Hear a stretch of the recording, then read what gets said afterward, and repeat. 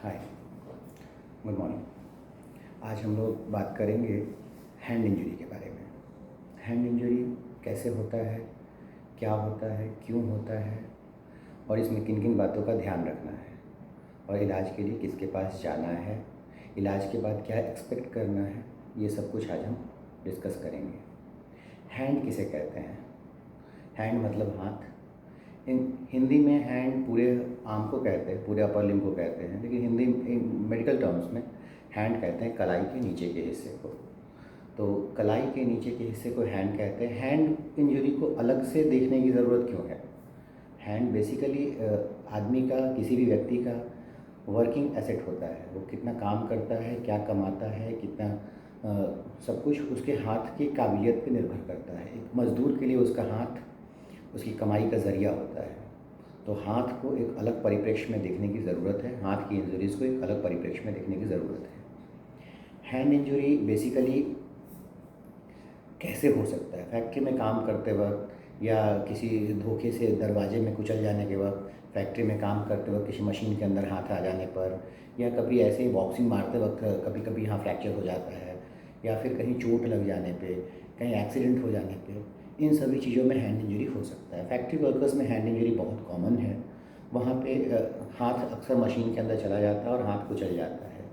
तो ऐसे में इंसान जो है, जब हैंड इंजरी होती है तो उसका सिर्फ चोट और उस वक्त का दर्द ही इम्पोर्टेंट नहीं होता है। हाथ ख़राब हो जाने पे उसका बहुत सारा समय, बहुत सारा वर्किंग कैपेसिटी, उसकी अर्निंग कैपेसिटी प्रभावित होती है।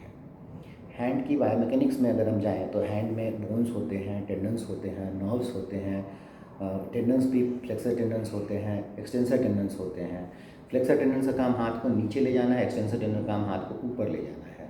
नर्व्स होते हैं, आर्टरीज़ होती हैं, वेन्स होती हैं। आर्टरीज़ जो खून को दिल से यहाँ तक लाती है, और वेन्स जो खून को यहाँ से दिल तक लेके जाती हैं।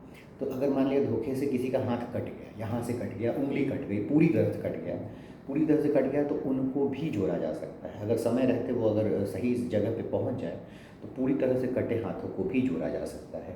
इसमें क्या होता है कि अगर मान लिया पूरी तरह से हाथ कट गया तो उसको कैसे डॉक्टर के पास लेके जाना है, कैसे प्रिजर्व करना है। तो हाथ को एक साफ़ पानी से धो लें और हाथ को एक साफ़ पॉलीथीन में डाल के, उस पॉलीथीन को फिर एक बर्फ़ वाले थैले में या आइस पैक में डाल के दूसरे बैग में लेके डॉक्टर के पास जाना है। ऐसी जगह पे जाना है जहाँ माइक्रो सर्जरी की सुविधा हो। माइक्रो सर्जरी की सुविधा मतलब माइक्रोस्कोप से माइनर वेसल्स, जो ये डिजिटल आर्टरीज जो होती हैं बहुत छोटी होती हैं, या जो आर्टरीज, वेन्स, नर्व्स को जोड़ना बहुत पतली नलियाँ होती हैं, तो इनको माइक्रोस्कोप में देख के जोड़ा जा सकता है। तो अगर आप सही समय पे 6 घंटे 8 घंटे के अंदर में पहुंच जाते हैं तो इन्हें वापस जोड़ना संभव है। अगर शार्प कट है तो जुड़ने की संभावना ज़्यादा होती है, लेकिन अगर क्रस्ट है तो इस बात के चांसेस कम होते हैं कि वापस जुड़ पाएंगे, और अगर जुड़ पाएंगे तो कितना काम कर पाएंगे। किसी भी हैंड इंजरी के इलाज में सबसे पहला मेन रोल होता है कि उसको फंक्शनल हैंड बनाना। फंक्शनल हैंड मतलब कि हाथ आदमी का कितना अधिकतर मैक्सिमम काम कर सके।